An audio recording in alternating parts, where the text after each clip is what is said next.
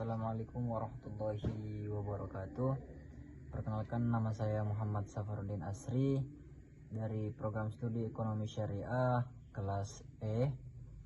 Pada kesempatan kali ini saya akan menjelaskan terkait materi yang saya buat tentang etika bisnis Islami dalam praktik bisnis Rasulullah. Dalam hal ini sebagai tugas ujian akhir semester pada materi etika pada mata kuliah etika bisnis Islam. Langsung saja kita masuk ke pembahasan. Yang pertama itu etika bisnis dalam studi Islam. Di sini saya akan menjelaskan apa itu etika, apa kaitannya dengan moral dan etika bisnis menurut perspektif hukum Islam. Yang pertama, etika adalah cabang filsafat ilmu yang mempelajari nilai atau kualitas yang berkaitan dengan perilaku manusia mengenai baik dan buruk. Etika berkaitan dengan prinsip-prinsip moral. Nah, adapun moral adalah aturan-aturan yang diterima oleh suatu kelompok masyarakat mengenai apa yang baik dan apa yang buruk. Moral itu menggambarkan perilaku yang baik sesuai dengan nilai-nilai yang dianut dalam masyarakat. Lalu apa hubungan moral dan etika? Moral dan etika memberikan landasan teoritis dan filosofis bagi moral, sedangkan moral merupakan praktik nyata dan aturan dari etika, nilai etika dalam kehidupan sehari-hari. Selanjutnya, etika bisnis dalam perspektif Islam. Di sini etika bisnis Islam didasarkan pada ajaran Al-Quran dan hadis Rasulullah SAW. Jadi etika bisnis dalam perspektif Islam yakni dilandaskan pada Al-Quran dan hadis. Adapun prinsip-prinsip etika bisnis Islam itu ada 5. Yang pertama tauhid, kita mengesahkan Allah. 2, keseimbangan atau biasa kita kenal keadilan. Dan yang ketiga kehendak bebas. Yang keempat tanggung jawab. Dan yang kelima kebenaran, kebajikan dan kejujuran. Etika bisnis Islam menekankan pentingnya moralitas dalam menjalankan aktivitas agar sejalan dengan ajaran Islam. Jadi etika bisnis Islam itu menekankan pada prinsip moralitas. Selanjutnya, etika bisnis Islam tidak hanya fokus pada keuntungan semata, tetapi juga memperhatikan dimensi spiritual, sosial dan lingkungan. Jadi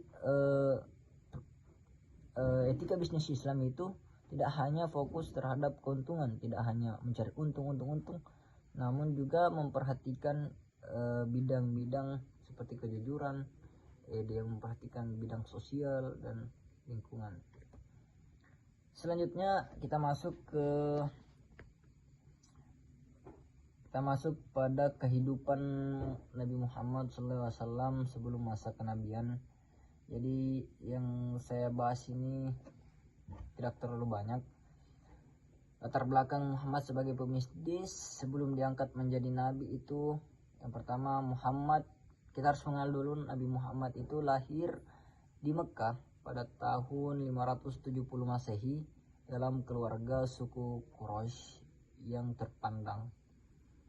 Jadi keluarga Nabi Muhammad itu adalah orang yang terpandang mulai dari kakeknya. Kita harus mengenal dulu Nabi Muhammad itu lahir di Mekah pada tahun 570 Masehi dalam keluarga suku Quraisy yang terpandang. Jadi keluarga Nabi Muhammad itu adalah orang yang terpandang mulai dari kakeknya, paman-paman beliau.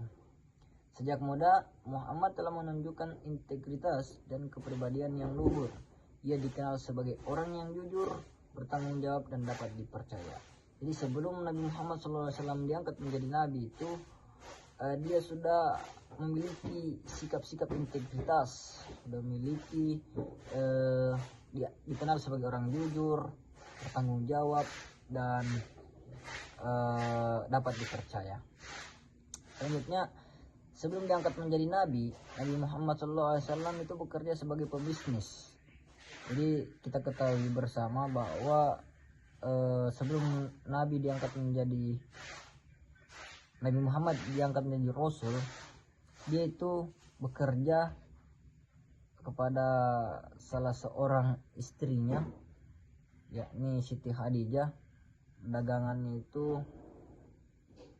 barang-barang komersial, dan dia itu berdagang dari antara Syam dan Mekah.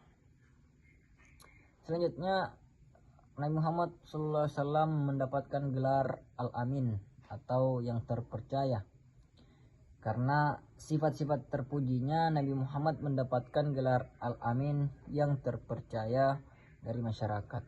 Jadi gelar Al-Amin ini didapatkan oleh Nabi Muhammad ketika dia sebelum menjadi Rasul. Gelar ini menunjukkan bahwa Muhammad dikenal sebagai orang yang dapat dipercaya, jujur, dan bertanggung jawab dalam menjalankan bisnisnya. Dan Muhammad lagi-lagi orang yang dapat dipercaya dalam melakukan sebuah bisnis, melakukan bisnisnya. Reputasi Muhammad sebagai pebisnis yang amanah dan terpercaya menjadi modal utama bagi kesuksesan bisnisnya. Jadi yang menjadi kesuksesan, menjadi landasan bagi terciptanya kesuksesan Nabi Muhammad, yaitu dia amanah dan terpercaya. Selanjutnya, apa-apa yang mendorong faktor Nabi Muhammad SAW menjadi pebisnis? Jadi sini ada 3. Yang pertama, sebenarnya banyak, hanya yang saya rincikan itu ada 3. Pertama itu kejujuran, amanah, dan tanggung jawab dalam berbisnis. Nabi Muhammad lagi-lagi orang yang dikenal jujur, amanah, itu dapat dipercaya dan bertanggung jawab dalam berbisnis. Jadi apapun yang diberikan amanah kepada Nabi Muhammad itu menjalankannya dengan penuh kesungguhan dan bertanggung jawab terhadap itu. Selanjutnya, kemampuan manajerial dan kewirausahaan. Jadi Nabi Muhammad itu diajarkan berdagang itu dari umur 8 tahun kalau saya tidak salah, sudah ikut pamannya untuk menjadi seorang pebisnis, sehingga sikap-sikap kewirausahaan atau yang ada dalam diri Nabi Muhammad itu sudah terbentuk. Ketiga, kepercayaan yang diperoleh dari para pebisnis, ya, karena ketika orang sudah jujur, amanah, maka yang akan didapatkan itu kepercayaan dari mitra bisnis. Nah, jadi itulah tadi faktor-faktor yang mendorong Nabi Muhammad itu menjadi pebisnis yang sukses. Selanjutnya, keteladanan Nabi Muhammad sebagai pebisnis yang sukses. Jadi saya sudah sampaikan tadi, sudah banyak keteladanan yang bisa kita ambil, mulai dari kejujuran dan integritas, amanah dan tanggung jawab, keadilan dan keseimbangan. Jadi kalau kita berbisnis harus kita utamakan itu keseimbangan atau keadilan, tidak ada curang di dalam kita berbisnis, dan kepedulian sosial. Nabi Muhammad itu mengedepankan kepedulian sosial. Dampak keteladanan Muhammad sebagai pebisnis. Jadi Nabi Muhammad itu memiliki dampak yang besar dalam berbisnis. Yang pertama, keteladanan Muhammad sebagai pebisnis yang jujur, amanah, adil, dan peduli sosial membawa masyarakat dampak positif bagi perkembangan bisnisnya. Kedua, reputasi dan kepercayaan Muhammad semakin meningkat di kalangan pebisnis sehingga memudahkan ia dalam menjalankan dan mengembangkan bisnisnya. Dan yang terakhir, keteladanan Muhammad menjadi inspirasi bagi para pebisnis untuk menerapkan etika bisnis yang sesuai dengan nilai-nilai Islam. Jadi Nabi Muhammad ini ketika kita mencoba mengikuti, maka inilah yang akan kita dapatkan, mulai dari menjadi inspirasi dan banyak pebisnis lainnya yang percaya kepada kita, dan dengan itu bisnis kita akan mudah berkembang. Nah, mungkin itu saja yang dapat saya sampaikan.